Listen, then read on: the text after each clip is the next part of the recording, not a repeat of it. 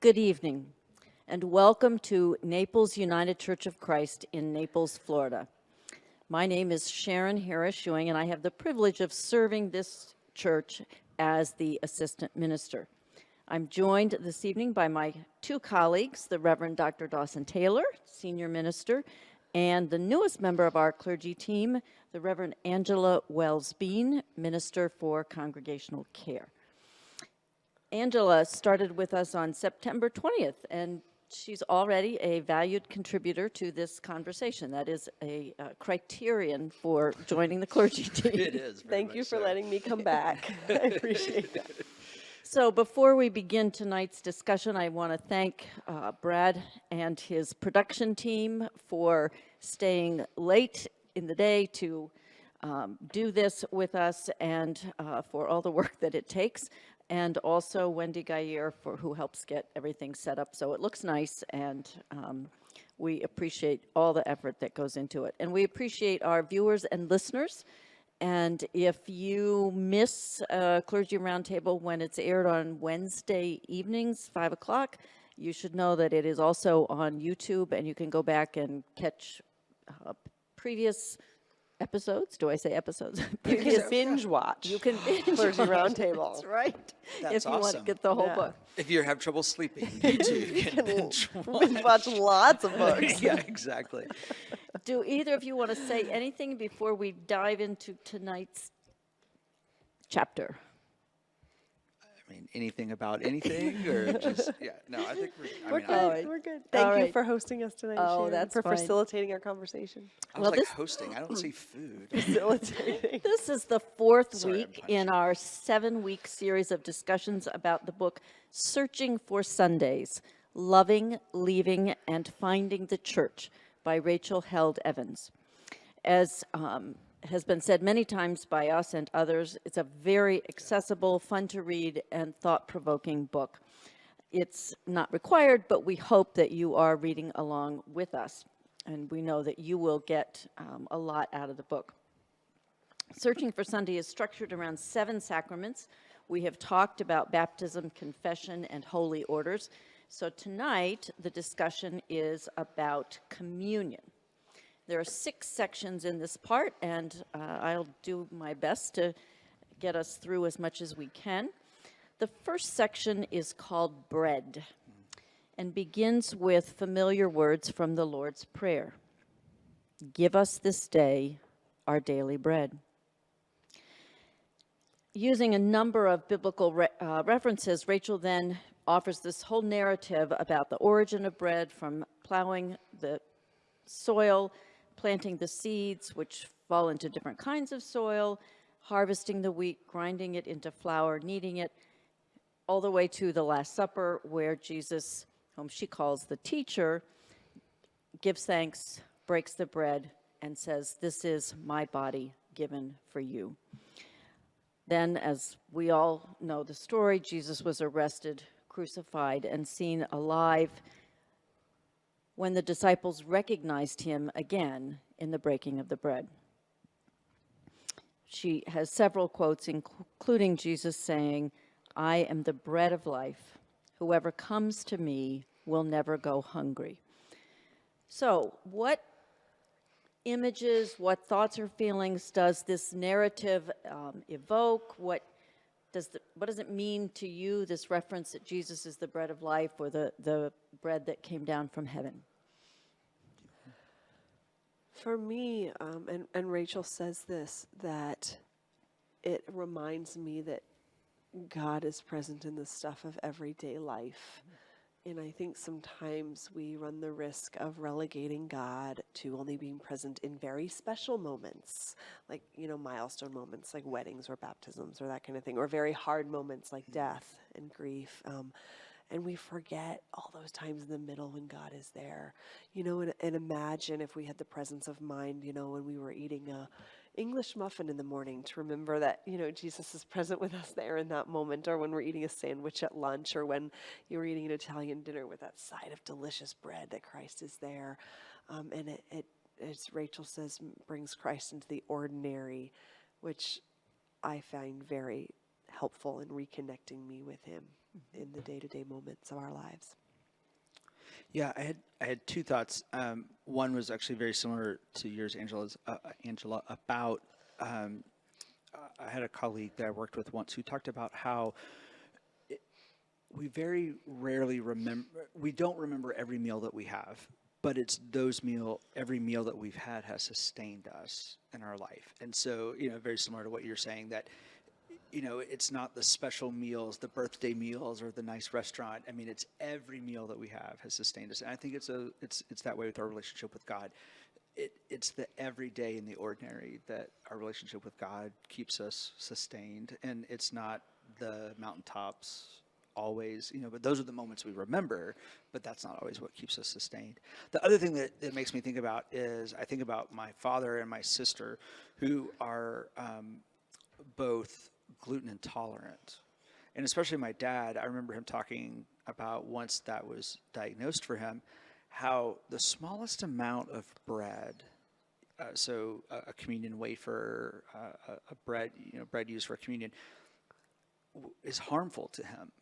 And how communion took on an entirely different meaning for him as a pastor, as a follower of Jesus, as a Christian, and how much more special it was once, especially kind of in this era of gluten-free wafers and, things like that. But there was a period of his life where he did not receive communion, and how different that was, and how unsustaining communion became for a period of time. And so it was just, I don't know, just kind of, I guess, this dichotomy of how communion can mean, it can be very ordinary, but yet very special to us. And I would just add one thing and I appreciated how you, Sharon, and Rachel also highlight the line from the Lord's Prayer, give us this day our daily bread. And, it reminds me of that story in Jesus in the gospel says, like, the birds don't store up, in storehouses, what they need. They have what they need for this day. And what if we practiced that sense of presence and gratitude for God giving us what we need for this day. Don't worry about tomorrow. Today has enough troubles for today. And to savor and relish the nourishment that we have for this day, whether that's bread or, other things. Yeah. And I would echo all the things that you've said, and you use the word sustain, and I think of that as bread is like the primary sustenance for our bodies, and that when I think about Jesus, then that's the primary spiritual sustenance, and that feeds our souls. And I always like talking about sharing meals as breaking bread together. Yeah. I just really appreciate that image. The first thing that, to go to the second section, is called the meal. And Rachel points out that the first thing the world knew about Christians was that they ate together. They remembered Jesus with food, stories, laughter, tears, debate, discussion, and cleanup. And she says Jesus did not give them something to think about together when he was gone. Instead, he gave them concrete things to do, specific ways of being together in their bodies that would go on teaching them when he was no longer around. And she quotes the verse from Acts, which says, they devoted themselves to the apostles' teaching and fellowship, to the breaking of bread and the prayers. And that's how the early church is described. Rachel goes on to say now it's called many different things: Mass, Holy Communion, the Eucharist, and the Lord's Supper. But she says always part of that event is remember. So talk about your sense of this sacrament we call communion or Lord's Supper or whatever. What do you like to call it, and what's the most meaningful way for you to experience it? So I tend to call it communion, but I think you raise an important point that got me thinking that I haven't answered completely yet, and that is why those words. I don't know, and I think that's. And I was talking to Angela earlier today about the fact that I did some of my doctoral work on communion, and so I'm a little embarrassed to admit that I don't have a more thought out theology about why I reference it as communion. I love the communal aspect of communion, and I will say that the way our congregation celebrates communion by passing out the elements and receiving them together is very different than the way I have always received communion. Every church I've served has done it slightly different, but this church is very unique. It's not unique to the congregational tradition, but it's unique to me. And I remember when I first arrived, almost 8 years ago, thinking, "Oh, this is a little strange." And now, I don't know that I would change it for the world because it's the pattern, is the rhythm. What did you grow up in?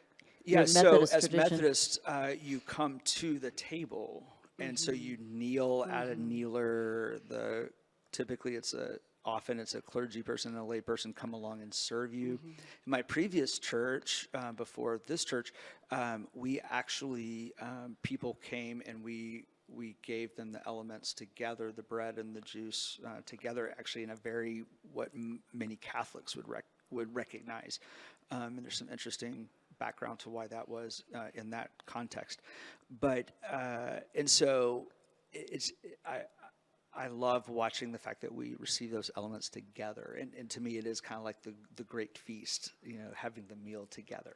Because to me, it's one of the things I love about Naples that we do well. We eat well, and we take a long time doing it. I mean, it's almost like our Italian roots as Neapolitans. In thinking about all the different contexts in which I received communion, all the different styles, like Rachel talks about kneeling at the kneeler and what a vulnerable position, you're in. I received communion that way. I received wine. I've received wafers. I received grape juice. I've received clean little, precision cut squares of bread. I've received pieces of bread torn off a loaf. On World Communion Sundays at my former church, we would fill our bread trays with different kinds of grains from around the world. And so there would be, in the Southern Hemisphere, grain doesn't actually grow well there. So their grain, or wheat, doesn't grow well there. So their grain is corn. And so, you have like corn tortillas or corn-based things. And so I've had communion with, things like that. And what draws me to the table and makes me feel more connected to the experience is when someone is serving it to me. And so I do feel disconnected. I mean, my former congregation, we served communion the exact same way. Pre-COVID, you send out the trays of bread, everyone takes a piece, we all eat together. You send out the trays of little cups of juice, everyone takes, we all drink together. But once in a while we would do communion by intinction, and myself and a lay leader would stand there and hold the bread and the cup and serve people one by one. And there's something, probably along the same lines of anointing people's heads with ashes on Ash Wednesday, but being able to say, look in people's eyes and say, this is Christ's body given for you.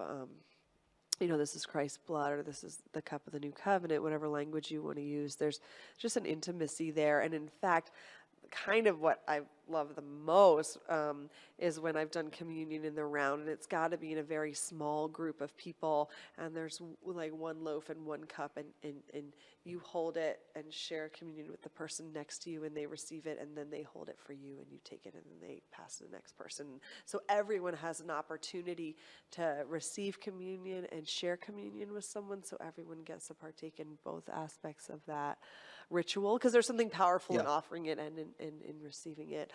And the last thing I'll say about communion and why this sacrament is so important, and I do call it communion because that, if that's not obvious by now, that's the most relatable word for me. That's what I grew up calling it. But there's something so powerful in saying, and I'm sure we'll get to this, where she talks about the theology of the open table, saying, It's not my table. It's not the UCC table. It's not the table of Naples United Church of Christ. Like, this is Christ's table, and all are welcome. And there's like, I'm a visual thinker, and having that visual imagery of like the beautiful banquet table where there's always room for one more, you know, and you know, Jesus has that story in the Gospels where it's like, you know, they invited all the who's who and nobody could come, and Jesus said, you know, open your doors and invite, you know, those who don't have, those who are without. And what would it mean for us to live our lives with that ethic of radical hospitality and openness, not only when we share the communion table, but, you know, just when we're encountering people and engaging with them day to day, to invite them in, invite them to share, invite them into sustenance.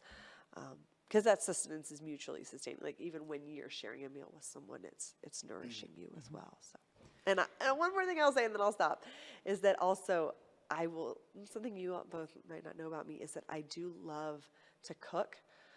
And I like, one way that I show hospitality is to cook for people.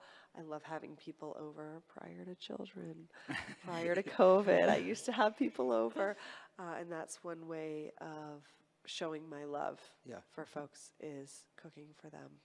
And so I can identify with the communion meal as being a way of offering Christ's love to people. You've talked about you talked about your home church, the church you grew up in last week, but as we were talking about communion, I think about the images that you have talked about, particularly because Maundy Thursday, if I remember correctly, is your favorite worship experience of the year. But do I remember correctly that you've talked about how your home church would put like one long table down the center? Is that right? For Maundy Thursday, we actually moved the communion table into the center. Oh, okay. This was a small church, and we had folding So I'm not chairs. trying to make, Yeah, I'm no. not trying to direct your answer. I just, as I think about No. that, I'm just thinking No, about that. and I thought about that. Many years later, they got pews, but when I was a child, they had folding chairs, which is very flexible. Yeah. And so they would take the communion table off of the chancel, put it in the center of the sanctuary, and then put the folding chairs around it. So it was in the round, and that was always my favorite service and my favorite communion service. It's interesting because I like the word communion, and it's probably what I use the most because of its focus on community and what you're saying, the communal aspect, and bringing people together. I also like the Lord's Supper, and the reason is it's supper. Yeah. It's not the Lord's dinner. Supper. It's not a dinner party, and it really brings to mind for me all the images of Jesus eating with tax collectors and sinners, and it was just supper. It was just that shared meal, and so just because of that word, I also like to think about it in terms of the Lord's Supper. And I, like you, Dawson, it's interesting to me to hear you say, well, this is unusual, because this is exactly what I grew up with. Oh, okay. Was the passing of the elements. I have been in a church where they pass the elements and each person takes it and eats it immediately. Yeah. And that was very uncomfortable to me. It's like, okay, I'll get mine as it goes down. And I'm sure there's a theology behind it, but for me, it's really important that we all get it and then we all eat together. It's symbolic, but that's an important part of it for me.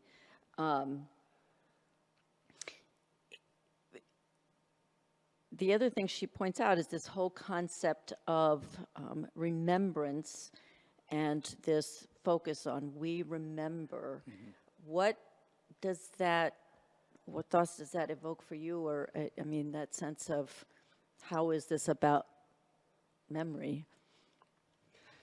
For me, what I thought about almost immediately is the power of smell.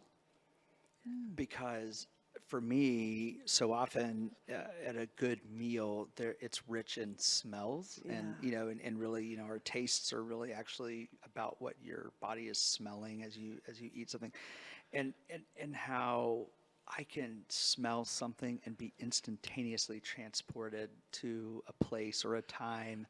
And sometimes, if I'm honest, sometimes those memories aren't always good, but often they are.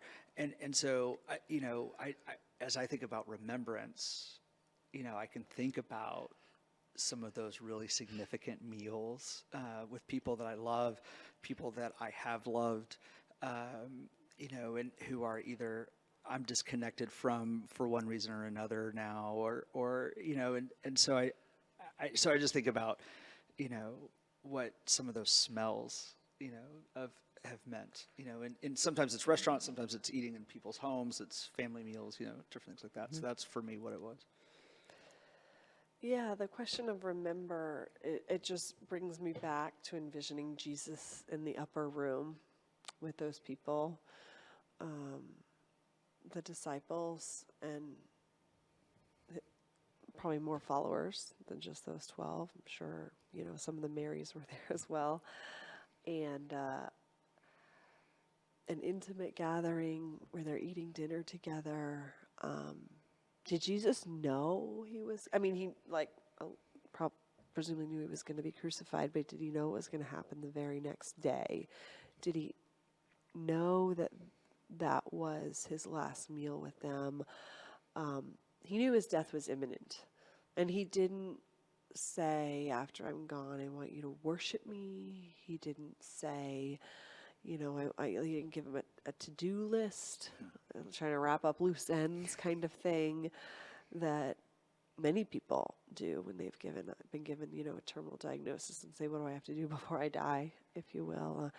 Jesus just said, when you eat and drink, remember me. And kind of, for me, the way I understand it is that he was putting so much trust in God at that moment and saying, I don't need to give them details. God will put flesh on these bones, if you will. Well, can be interpreted a lot of ways coming up to the crucifixion and resurrection. But, this idea that if I remind them whenever they eat and drink to remember me, God will sort out the rest, and what that means and how that should affect their actions and how they live and exist in the world and in relationship to one another. And also associating an action with, he didn't just say vaguely, remember me as you're going about your day. It was very specific and associated with something they had to do every day. I was like, that was really strategic. That was really smart. If I want someone to remember me on the regular, if you will, associating it with every time they eat, it's we don't, maybe there's a lot of things in our lives we don't do every day, but as you said, Dawson, we have to eat in order to be sustained. And so kind of the practical nature of it takes away from the mysticism a little bit. And I don't necessarily mean to draw away from the sacredness of it. But I just think there's something beautiful in Jesus keeping it so simple when he's in that upper room with his disciples and his followers, just saying, as often as you eat and drink this, remember me. Mm-hmm. And I think that Rachel does throughout the book, but here, a wonderful job of talking about what our faith is and what it isn't. And even though we do have theology and that's important, this sense of embodiment, and that ultimately our faith is not about a set of bullet points that we all have to check off and agree to, but it's about acting in a certain way together. And I think, as you said in the beginning, bringing it back to the everydayness of eating, and it's just so concrete and so down to earth, and for me, that's also really connected, and we can talk about it more later, but to the incarnation. That ultimately this is all about that God loved us enough to enter into human history and to be with us in that incredible way, and that makes everything sacred. Including every one of those meals. And Dawson has heard this story before, but as I was thinking about this, it reminded me again, in my home church, we lived less than a mile away. And my father in particular saw it as his Christian calling to welcome newcomers and strangers to the church, and was always seeking them out and looking. And then it meant that many times we would invite people over for lunch after church, and then we always had a youth pastor from Wesley Theological Seminary in D.C., and we would often invite that person.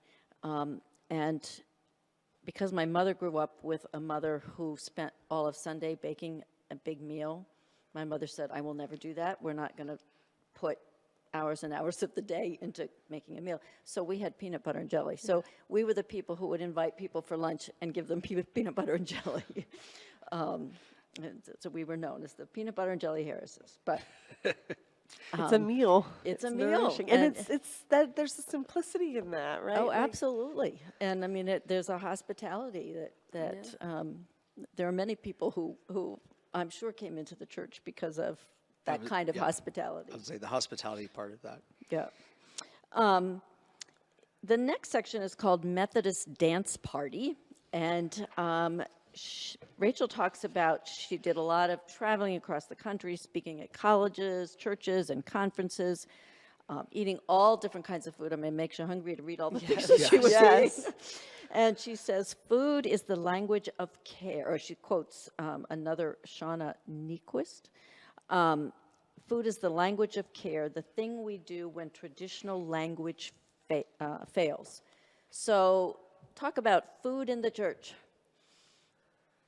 Oh my, where to begin? I mean, the church has a lot of different reputations, and not all of them are, favorable. But one of them is that churches feed people, and churches are known for their food. There's all kinds of jokes about the Methodist potlucks and the Midwestern Lutheran potlucks, and the good church potluck food. And a lot of churches say that we don't do a lot of things well, but we eat well and we feed one another well, and feed them and they will come. So many churches associate food with their events, so that probably is a strategy to draw people together. Dawson, you're hosting folks at your home on Tuesday night, and what hospitality, not only to feed folks, but to open up your own home. And there's a comfort and familiarity there when you're in someone's home that you don't experience when you're at the church. And so I just always have positive associations. I mean, I'm not going to lie. Do I always love that plate of food at the potluck dinner with all this mishmash stuff that does not go together,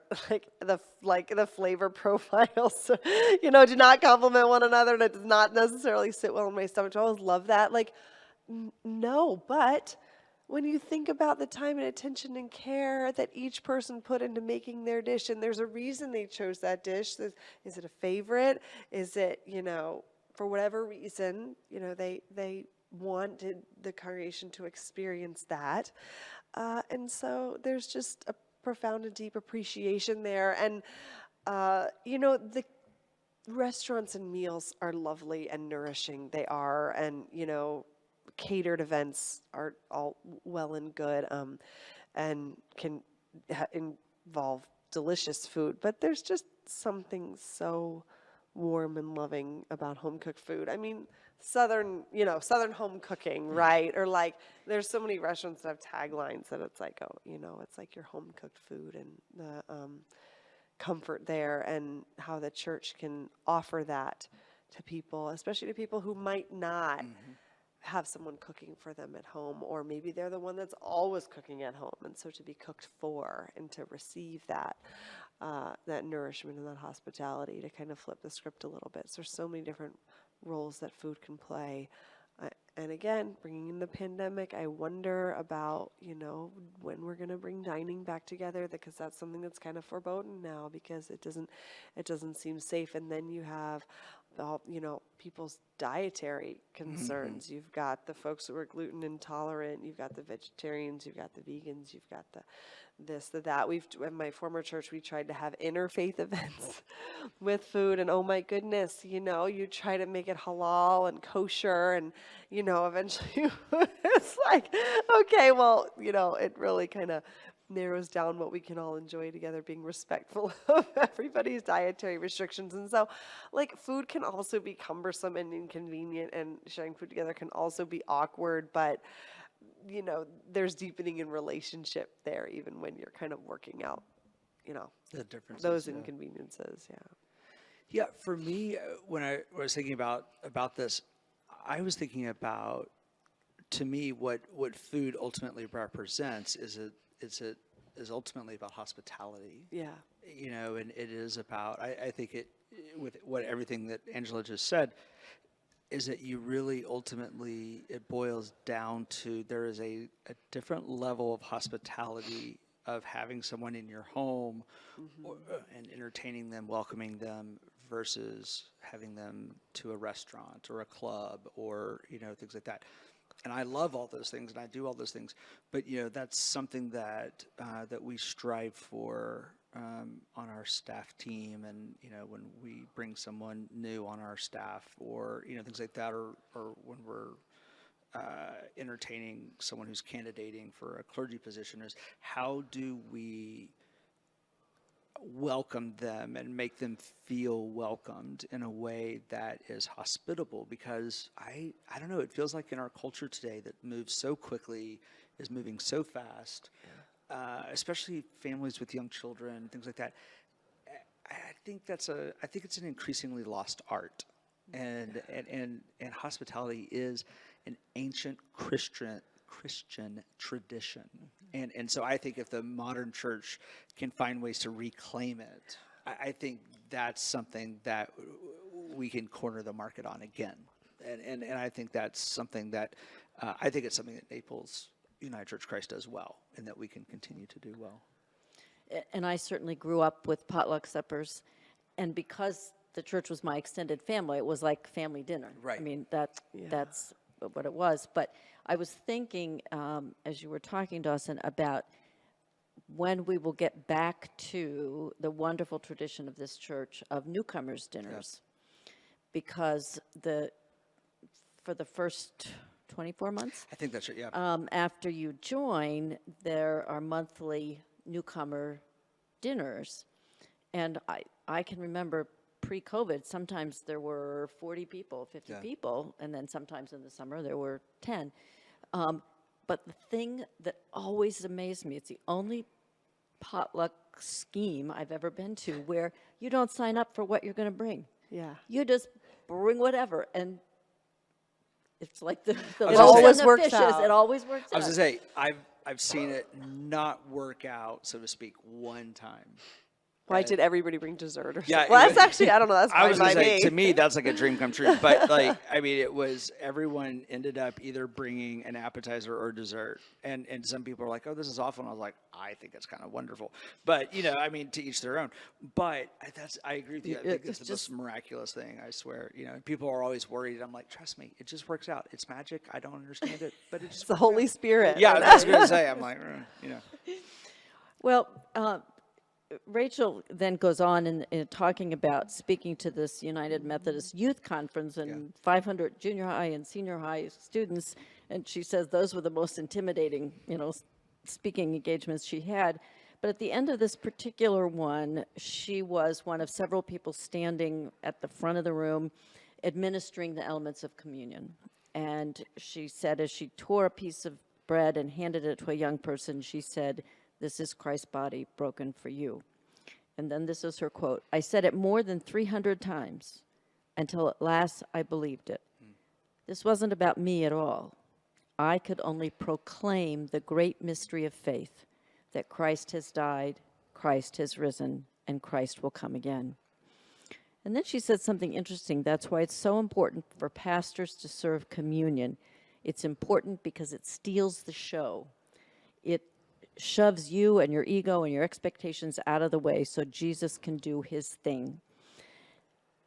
talk about being the one to administer communion and your experience of that, of getting pushed out of the way, get your ego and your expectations out of the way, if you think she's accurate.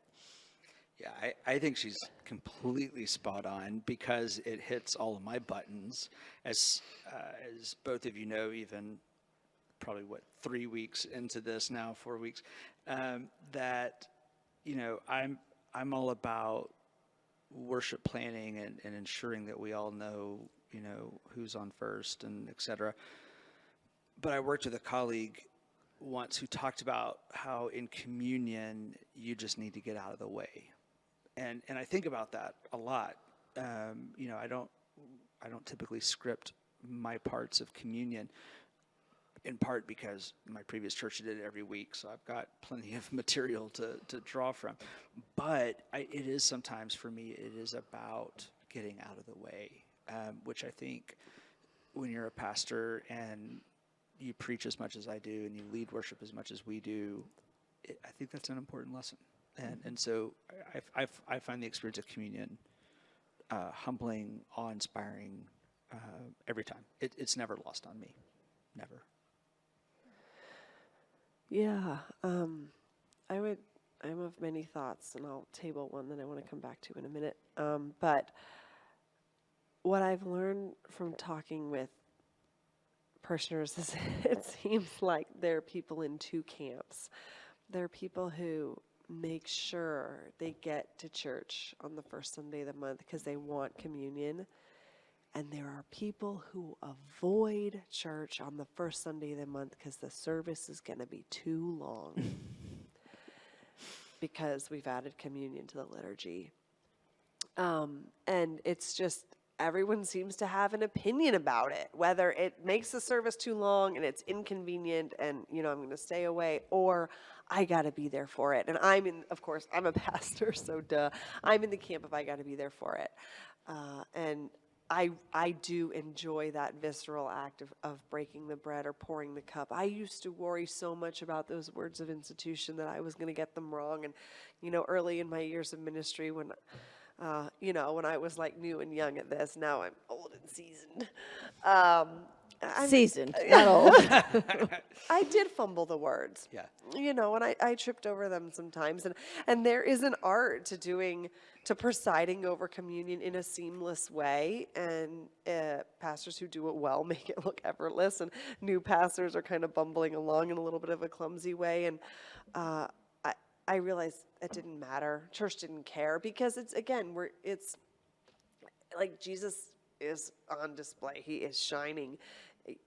It doesn't matter if, the pastor messes up the words, but I do take that invitation very seriously, again, as I said before, because it's my chance to say all are welcome here. And I'm not going to lie by saying, and be totally honest and say that when I'm saying that, what I'm not saying, but I am saying, is that all are welcome here, unlike some other Christian churches. That's like the unspoken parentheses. Because there are churches that will turn you away from the table, as Rachel talks about, for a variety of reasons, whether it's, your sexual orientation, or you're not baptized, or you're not a member of the church, or you're not part of that sect of Christianity.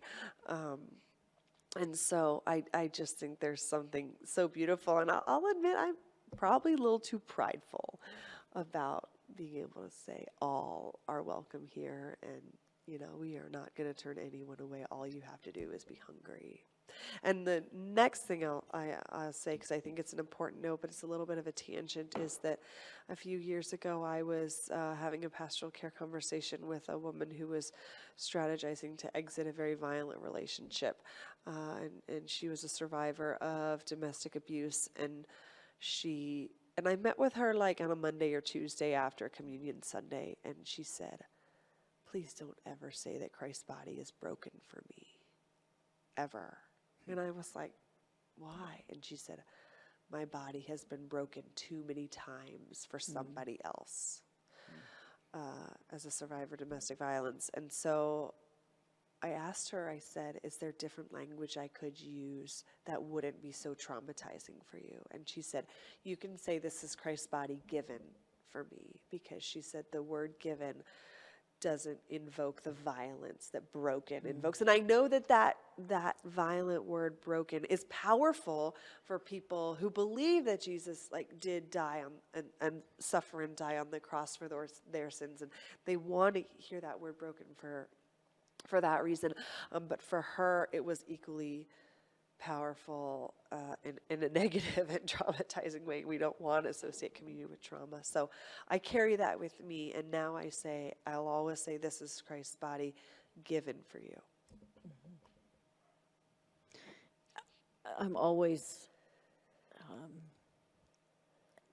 struck when someone gives us that insight into language and what it means for them that had never occurred to, speaking for myself, for me. No, it had never occurred to me either. And it always makes me think, well, what are the other things that I may be saying that are hurtful to people? And I don't know. But if I may jump in, in my previous church that lost over 1,500 people to HIV/AIDS, we minimized or eliminated blood language, because when you have a disease where your blood has turned against you, to talk about the redeeming power of Christ's blood is meaningless. And so we substituted always love for blood. And so you will never hear me say blood in communion language. And I have clergy colleagues who take issue with that with me, and I will invite that conversation any day and all day. But again, it is about people who have taught me things along the journey. And it's one of the mantras that we use on our staff team, which is words matter. And that's part of what we know, is that as clergy, we're always learning from people, especially our congregation, about what can we and should we do better or differently to be more inclusive, more welcoming, so that all can come to the table fully as themselves and know that they are not, what I try to say is they're not only welcomed, but they're celebrated. Yeah. Because I think that's a different level. Yep. In my mind. And so I appreciate you sharing that, because I think that's important language. Yeah, absolutely. The next section is called Open Hands. And this is interesting because now, having heard about your experience growing up, Dawson, you can really comment out of both experiences. She talks at length about, for her, the power of kneeling at the altar railing with her hands open to receive communion, and how that felt like such a vulnerable position to put herself in. And she quotes another writer, Nora Gallagher, who says, if we did nothing else, if nothing was placed in our hands, we would have done 2/3 of what needed to be done, which is to admit that we simply do not have all the answers. We simply do not have all the power. And that sense of we have nothing to do but receive God's grace. And she reminds me of things that you've said at a different time about, I guess it was last week, about foot washing. Rachel says the contrast between giving, where I have some element of power, Right. And receiving, which means I'm not the boss of what comes into my life. So talk about kneeling or not kneeling, and if, as in our church tradition, we don't have any kneelers, there's no opportunity. How do we embody? How do we help people to reach that point of complete openness to receive what God has to offer? So I'm really glad you raised this point, because I've helped lead worship now 3 times since I've been here, and I have gotten several comments from people about my body language when I pray. And when I offer a prayer, I hold my arms out. When we're praying in the service, whether you're offering the pastoral prayer or you're offering the prayer before your sermon, I sit in my seat with my hands cupped and open in my lap. And I hadn't given any of these behaviors much thought in years, except when you go to a new context, new people see you in a new light, different things, draw people's attention. And I'm fascinated by each week after worship, at least one person has said, something about why. Someone asked me, why do you hold your arms out? Oh, you're offering your pastoral prayer and you had your arms out. I was like, oh, her arms must be so tired. Why do you do that? And it's because I do think, for one thing, it helps me embody a spirit of openness and realizing that I am not offering this prayer by myself. As you say, it is, because of me or in spite of me, but the Holy Spirit is at work amidst us. And so by holding my arms out, it's recognizing that I am, open to God at work in our midst and God working through me. And by holding my hands out when I pray, when someone else is playing, it does make me feel vulnerable. If I didn't have them out at a podium or pulpit, I'd probably be tempted to grab it, to clutch onto it, maybe for a sense of like safety and security. Yeah. But when you have your hands open, I'm not holding anything, I'm not looking at anything, I'm not reading anything. It's kind of, there's no safety net. It's just, me and the congregation and God, and we are doing this together, and we'll see where this prayer goes. And when I have my hands open in my lap, it's like, okay, God, just like, let these words flow through me and let what needs to land and resonate within my brain do so, and let me get out of my own way. And so I don't have much experience with taking communion on my knees with my hands out, but I think that I probably find a lot of value in that for the same reasons, is that it just is one more reminder that we are not in charge here. And I think those little bodily movements, which you might just easily overlook or disregard or whatever, can impact our worship experience. Mm-hmm. Yeah, I think echoing so much of what Angela said, I think if you think about it, in our culture, specifically American culture, there's no place that we kneel or bow. If anything, we're taught as Americans to counter that. Let's pull yourself up. When are we told not to kneel? Yeah, well, touche.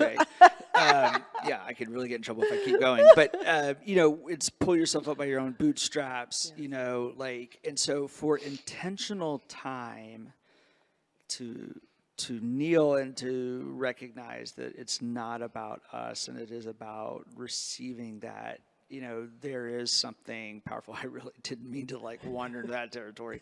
But, it is that opportunity, as Angela eloquently said, to get out of our own way. And so I will say, interestingly, I hadn't reflected on this in a long time, but it is kind of something I miss, if I'm honest about. It's probably something that I need more of in my life, of those opportunities to just stop and get out of my own way. And it's a different type of receiving communion, and it moves you out of your space. You have to get out of your pew, go around. Yeah. But again, in sensitivity, it's one of the many things I love about the United Church of Christ. It also favors those of us who are capable in our bodies. And so we also have to be mindful of that privilege as well. And so it is a two-way street. And so, and again, as I have broadened my understanding, there's a difference there too. Mm-hmm. But as someone who is able-bodied, it's a different experience for me. Oh, thank you. Thank you both. I have not had a lot of experience kneeling for communion either. And I found her reflections thought-provoking. Yeah, I was going to say, this has been one of my favorite chapters, without a doubt. Just thinking about all of this, but I'm going to move us along. Angela's been getting us there.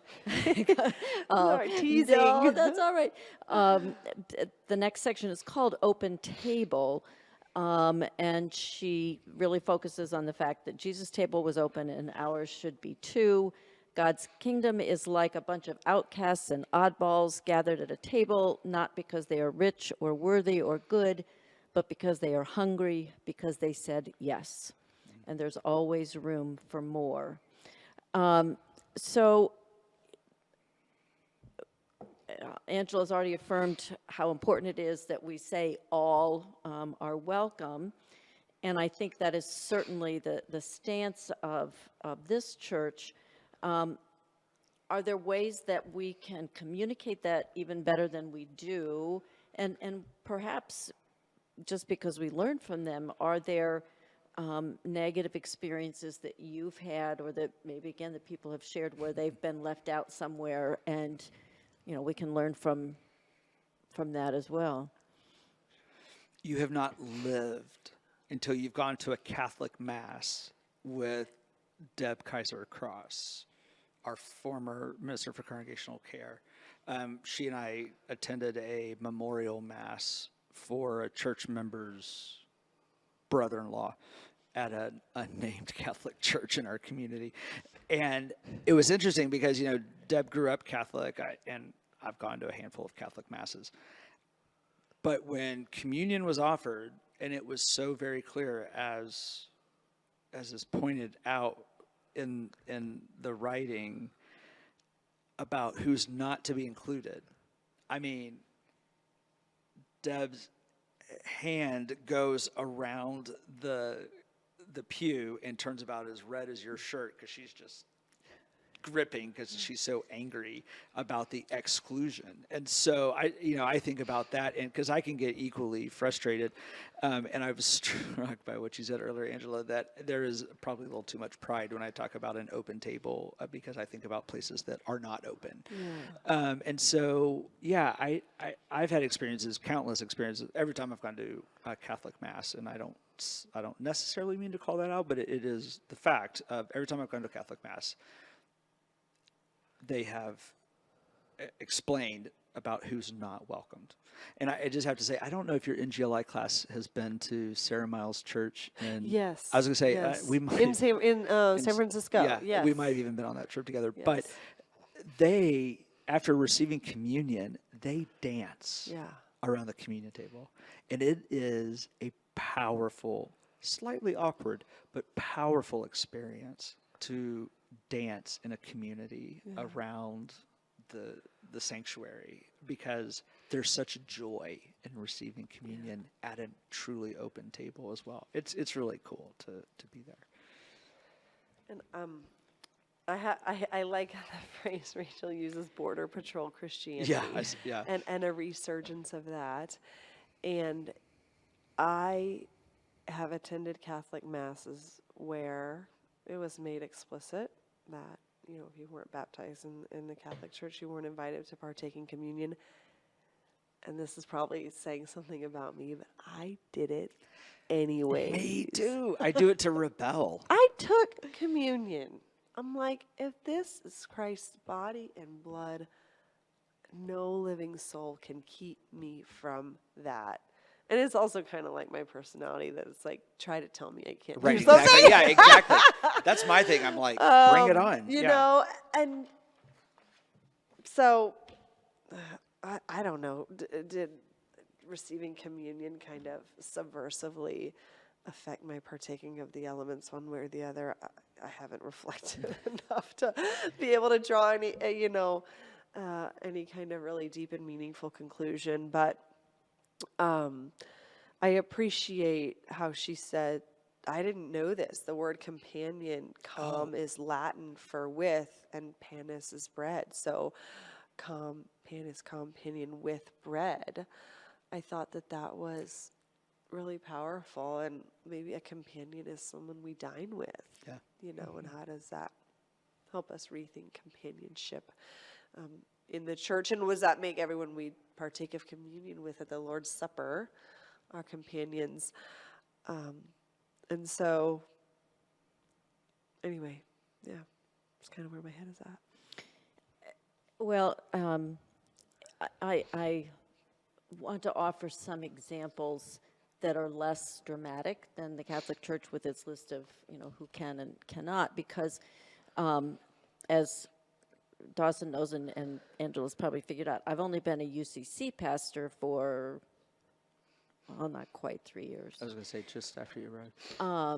And so I was Baptist before that, and I've been in a variety of different churches over the years. And as a Baptist, and we talked about this when we were talking about the section on baptism, but children did not take communion because you had to be baptized to receive communion. So it was part of that theology of you have to have accepted Christ to take that. And it bothers me much more in retrospect than it did at the time. I mean, at the time it was just the way it was, and I don't think I thought a lot about it, but it bothers me more now. The other thing that I've often heard is an invitation that is very much all who sincerely seek to follow Jesus. So it's not that you have to have been baptized, but basically that you are saying this is who you want to be or something. And I think I understand that, but I find myself that growing edge of being here is that it really is open to anybody, and that means people of other faiths and people of no faith, and maybe, like Sarah Miles, that person experiences God's grace and is moved by it, and maybe there are people sitting there who just simply choose not to because they don't want to, but certainly my own understanding of what it means to really say all is growing, and that feels good. But I think we,